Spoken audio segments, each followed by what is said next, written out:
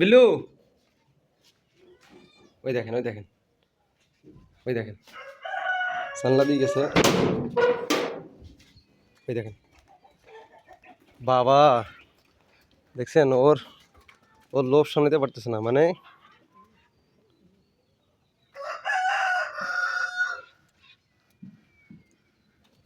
এই যে খরগোশ, পোষা বিড়াল যদি এরকম সমস্যা করে দেখি, কত সমস্যা। ওই দেখেন, মানে আমি দরজা লাগাই দিছি, বাবা চলে আসছে। এই এই না, এতে সমস্যা। আসসালামু আলাইকুম রহমতুল্লাহ, ওয়েলকাম করছি আনিসাগ্রো ফার্ম ফেসবুক পেজ এবং ইউটিউব চ্যানেল থেকে। আপনারা জানেন, পুরো ভিডিওতে আমি বলেছিলাম যে আমার খরগোশ যখনই ছাদের মধ্যে আমার বিল্লু দেখতে পারছে, তখন থেকে ওর ডিউটি শুরু হয়ে গেছে ওদেরকে কিভাবে মানে আঘাত করা যাবে। এই যে আপনি দেখতে পাচ্ছেন, মানে দিনে আমি যতবার ছাদের উপর উঠছি, একদম সকালবেলা যখনই গেট খুলছি তখন থেকে শুরু করে এই পর্যন্ত, মানে যতবার আসছি ততবারে দেখি যে বিল্লু আমার সাথে দেখা করার পরেই সুন্দর করে দৌড়ে চলে আসে, মানে আমার খরগোশগুলোকে আক্রমণ করার জন্য। ঠিক আছে, তো আমি চেষ্টা করছি যে ওদের জন্য একটা সেট আপ তৈরি করব। তো আপনাদেরকে আমি পূর্বে দেখাইছিলাম যে আমি যেখানে সেট আপ তৈরি করব ওইখানে মূলত খরচগুলোকে রাখবো, আটকে রাখবো। কারণ এদেরকে যদি আমি ছাদের উপর ছেড়ে দিয়ে রাখি, আমার বিল্লু নিশ্চিত ওদেরকে মেরে ফেলবে। মানে নির্দ্বিধায়, ঠিক আছে, আমার নিজের সামনেও অ্যাটাক করতে যাইতেছে। মানে খরগোশকে দেখলেই মানে ওদেরকে কামড়াবে বা ওদেরকে অ্যাটাক করবে। ঠিক আছে, তো সেই সুবাদে আমি কি করছি, যেখানে ওদেরকে সেট আপে, যে আপনারা দেখতে পাচ্ছেন এখানে ওদের ওদের মানে খরগোশের জন্য একটা সেট আপ তৈরি করতে চাইতেছি। তো আসবাবপত্রের মধ্যে কিছু মানে পুরাতন কাঠ ছিল, তো আমি সেগুলোকে দিয়ে এখানে একটা সুন্দর করে একটা ঘর তৈরি করার জন্য এই কাঠগুলোকে, মানে ঘর তৈরি ঠিক যেভাবে মুরগির খোপটা বানিয়েছিলাম ঠিক সেম টু সেম ভাবেই এই ঘরটা তৈরি করছি আমি। তো বেশি সময় লাগে নাই আলহামদুলিল্লাহ। একটু রোদ ছিল, একটু কষ্ট হয়েছে। তো শখের জিনিসগুলোর জন্য কষ্ট আসলে এটা কিছুই না। তো যাই হোক আলহামদুলিল্লাহ, আমরা দেখতে পাচ্ছেন এটা হলো যে গর্তটা দেখতে পাইছেন, এটা ভিতরে ওরা ঢুকবে। এখানে বাচ্চা দেওয়ার একটা প্রসেসিং আছে।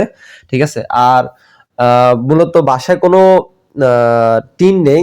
তো আমি কি করছি, পুরাতন যে নেটগুলো ছিল, আমার কাছে কিছু নেট ছিল, আগের যে কবুতর খোপ বা মুরগি খোপের জন্য যে নেটগুলো ছিল, ওই নেটগুলো দিয়ে কিন্তু আমি এই খোপটা তৈরি করছি। এই দেখেন, এই দেখেন কি অবস্থা। মানে ও আবার কি করছে, মানে এটা তৈরি করার পরেও আজকে সকালবেলা এসে দেখি যে ও এখানে বসে আছে, বসে বসে মানে ওদের সাথে মোলাকাত করতেছে। ভাই আসলে যদি আমি এটা না করতাম, আমার মনে হয় যে যদি কোনোভাবেই যদি একবার মিস্টেক হয়ে যদি খরচগুলোকে যদি বিল্লু হাতে পাইতো, তাহলে সে অ্যাটাক করতো। এই দেখেন, মানে ও অনেকভাবে চেষ্টা করতেছে যে এদেরকে মানে যেইভাবে হোক, উপরে হোক বা নিচে যাই হোক, বা মানে কোনোভাবে একটু ফাঁক ফুক পাওয়া যায় কিনা, এটার ভিতরে ঢোকা যায় কিনা।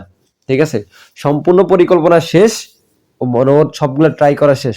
তো যাই হোক, এই যে মানে উপরের যে টিনটা আছে না, এটা আপাতত দিয়ে রাখছি, একটু ফাঁকা দিয়ে রাখছি যাতে করে উপরে খাবারটাও দিতে পারবো, কারণ সাইড দিয়ে সম্পূর্ণটা আমি ঘিরে ফেলছি।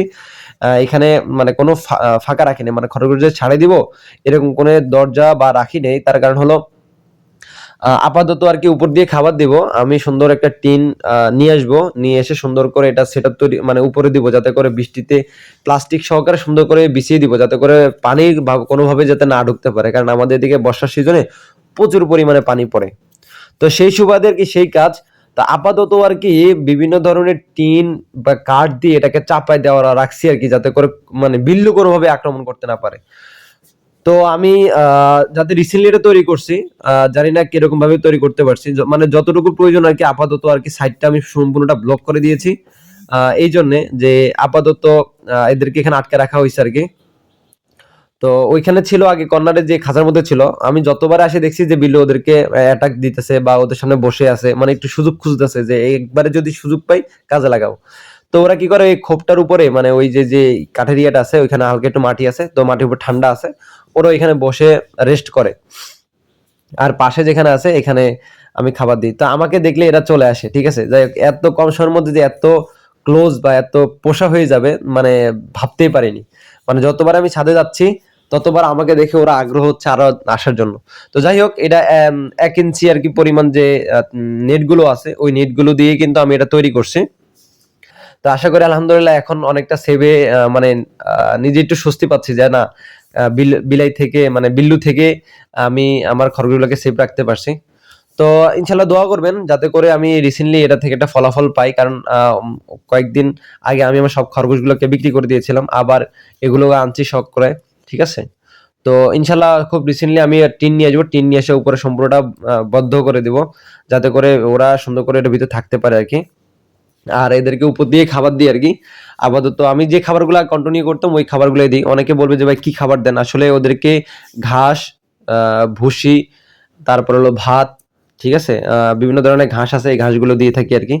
তো আমার কাছে ভালো লাগে আসলে খরগোশ, খুবই পোষা একটা ইয়া। দেখেন মানে সারাক্ষণ সে এখানে বসে থাকবে, শুধু এদেরকে পাহারা দিবে, মানে ওর অন্য কোনো কাজ নাই, মানে এদেরকে দেখার পর থেকে তার সকল কাজগুলো হারাম হয়ে গেছে এক কথা। মানে সে সকল কাজগুলা বাদ দিয়ে শুধু এদের পিছনে লেগে থাকে, কখন তাদেরকে অ্যাটাক দেওয়া যায়, একটু সুযোগ পাওয়া যায়, তাদেরকে কামড়ানো যায়। এ দেখেন কি অবস্থা, মানে সে আমার সামনেও এদের এদের সাথে মোলাকাত করতেছে। তো যাই হোক, আমার চ্যানেলের ভিডিওগুলো যদি আপনাদের ভালো লেগে থাকে অবশ্যই চ্যানেলটিকে সাবস্ক্রাইব করে পাশে থাকবেন। আজ এই পর্যন্তই। আসসালামু আলাইকুম ওয়া রাহমাতুল্লাহি ওয়া বারাকাতুহু।